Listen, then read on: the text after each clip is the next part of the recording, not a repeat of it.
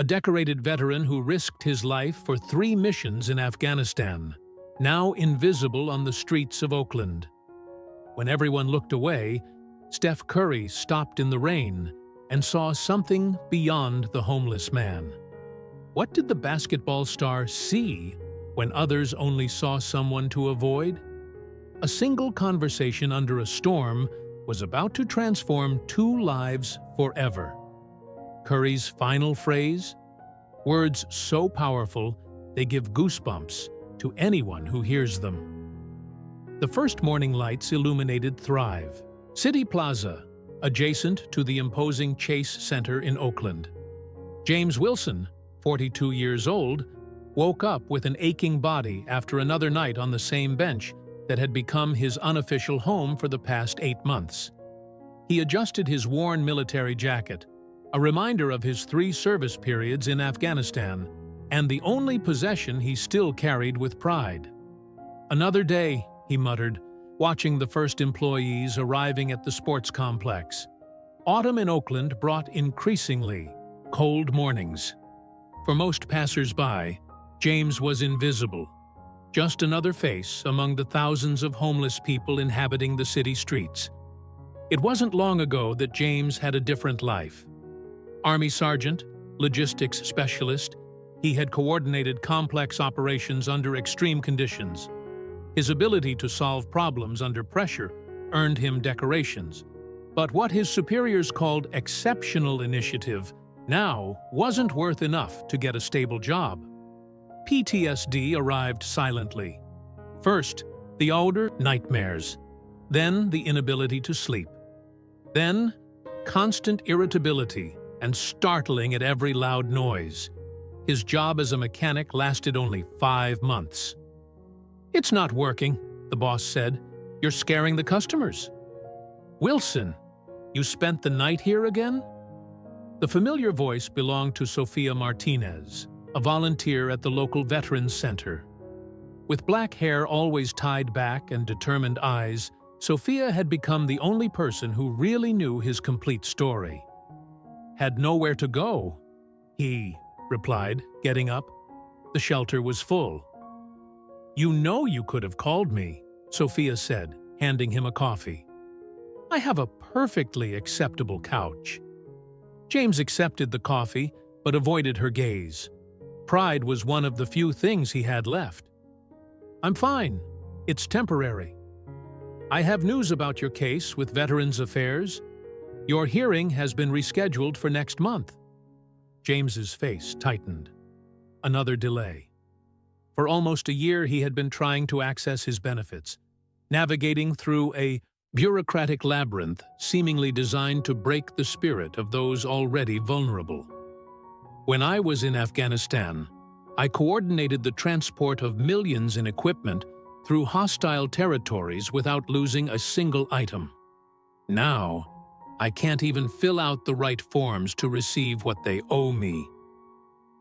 In the afternoon, the plaza filled with fans wearing blue and yellow. There was a Warriors game.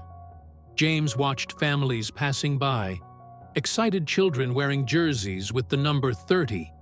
Steph Curry's number. "Dad, look at that man," pointed a boy. "Does he live on the street?"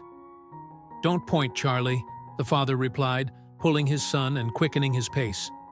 "We're going to be late for the game." James lowered his head. That's how the world saw him now.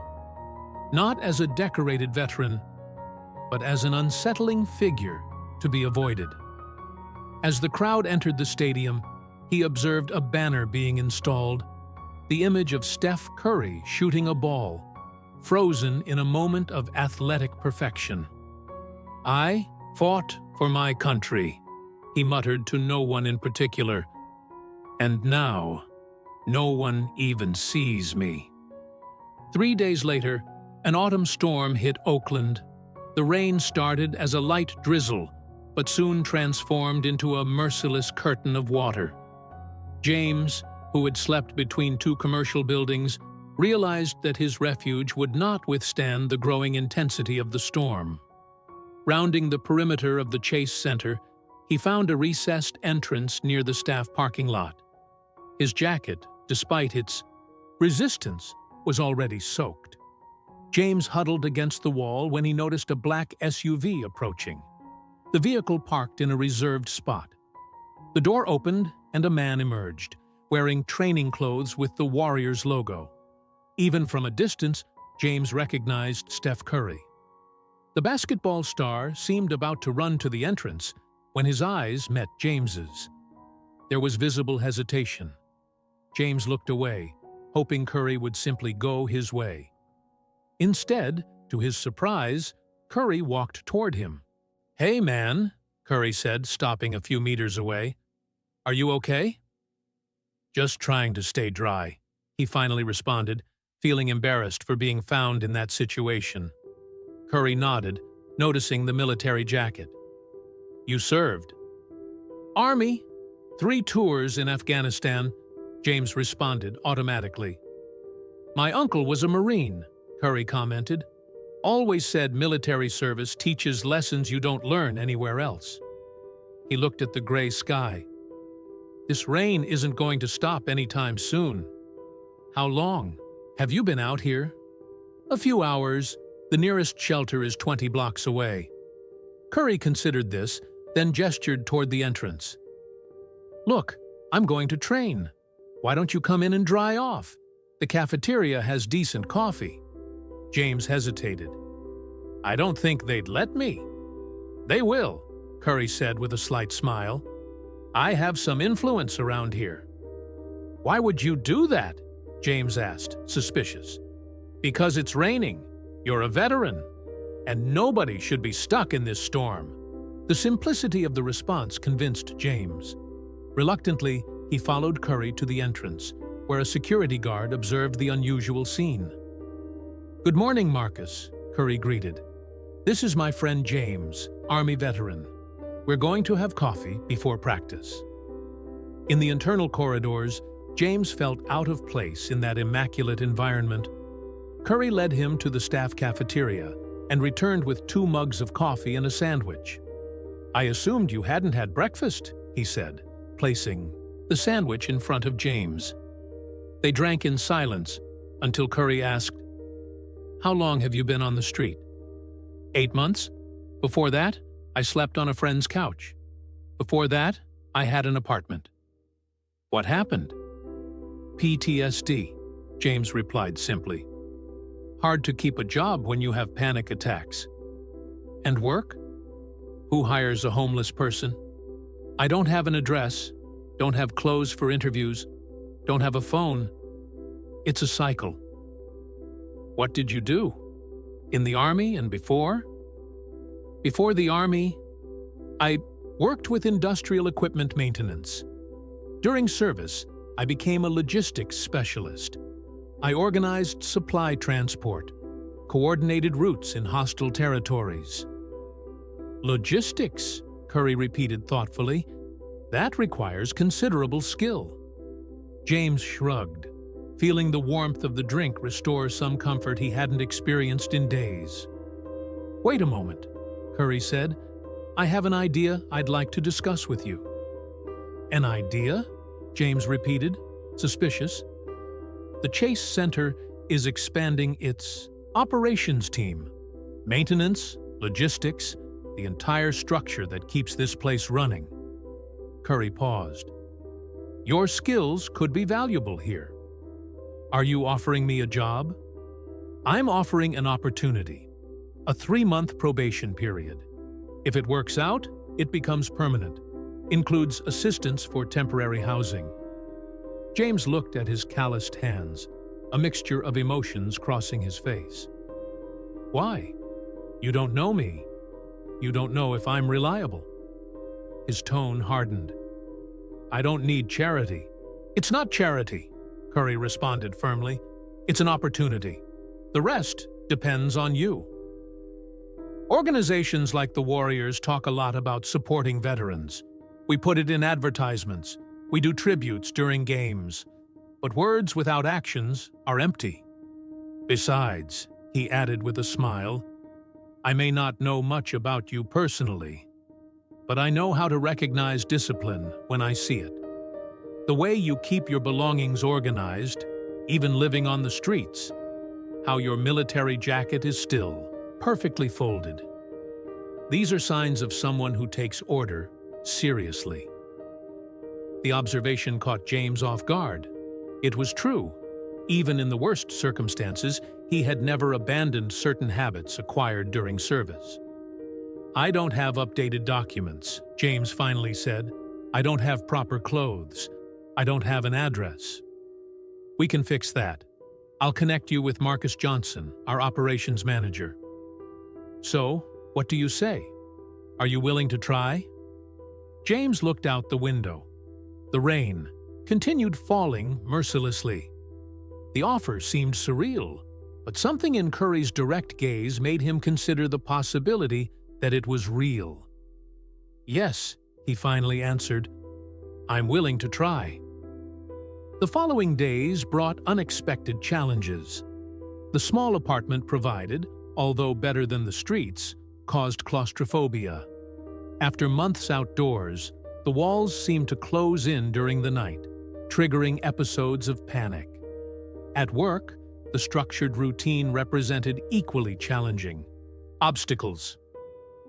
An incident occurred during his third day, when the rumble of equipment triggered a violent flashback that left him motionless, unable to respond to colleagues around him.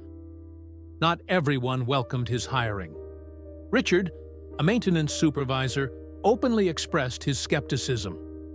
"We don't have the structure to deal with unstable people," he commented, within James's hearing range. "This is a business, not a charity." By the end of his first week, the accumulation of pressures reached a critical point. James packed his few possessions, convinced that returning to the streets would be simpler, more dignified. That's when Sophia knocked on his door. Marcus had contacted the Veterans Center. "What are you doing?" she asked, noticing the prepared backpack. "This was a mistake. I don't belong here. This is the first real opportunity you've had in years. You survived a war zone. Are you going to give up on a fight that can actually change your life?" "You don't understand what it's like," James retorted. "The looks, the whispers, the constant feeling that I'm about to fail spectacularly. What if you don't? What if this is exactly the structure you need to rebuild? A week is too little time to give up, James." Eventually, James slowly began unpacking his belongings, agreeing to stay for at least another week. 6 weeks passed. In the apartment provided by the assistance program, James awoke before the alarm, as he had done every day since he started working. His uniform was carefully ironed and hung. The small space now showed signs of personalization. Photographs from his military service days, a small radio, a plant that Sophia had brought. James still struggled with PTSD. The nightmares hadn't disappeared, but he had developed strategies to manage these episodes. At work, he remained quiet, but his technical competence had proven valuable on several occasions. Even Richard had moderated his tone, although he kept his distance. That morning, the Chase Center was preparing for a major corporate event before a Warriors game at night, a complex logistical transition. "We have a situation," Marcus announced during the briefing. "The supply management system had a failure. We don't have digital control over inventories or equipment location.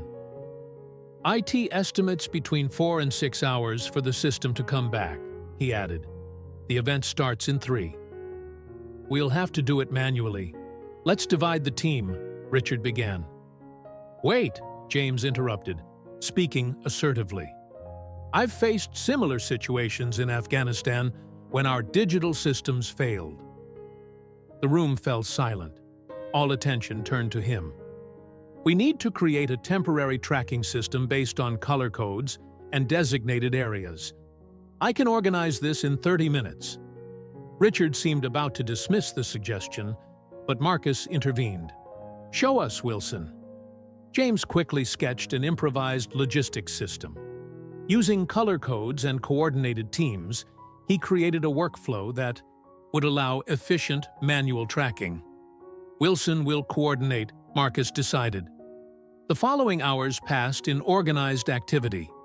James, operating from a central point, directed teams, tracked equipment movements, and resolved logistical conflicts in real time. When the event began, promptly, all equipment was in its proper place. What appeared to be a crisis had been converted into just another overcome challenge. During a break, Richard approached James. "That was impressive. Where did you learn to handle crises like that?" "When you coordinate medical evacuations under enemy fire, you learn to separate the essential from the dispensable very quickly." On the periphery, Steph Curry observed discreetly. When the paths of the two briefly crossed, Curry just smiled. "I knew you could do it. Some of the best leaders I've ever met came from the most difficult circumstances." 3 months after that rainy morning, James received an offer for a permanent position. It wasn't just about having a salary, he said during the meeting. It was about having a purpose again, about being seen as a person, not a problem. In the following months, James continued his transformation. He moved to a small studio of his own. He started regular therapy for PTSD. In collaboration with Sophia, he began mentoring other homeless veterans. One afternoon, almost a year after the initial encounter, the Chase Center was hosting a charity event for veterans, an initiative that James had helped organize. He was supervising the logistical aspects when he spotted Curry backstage.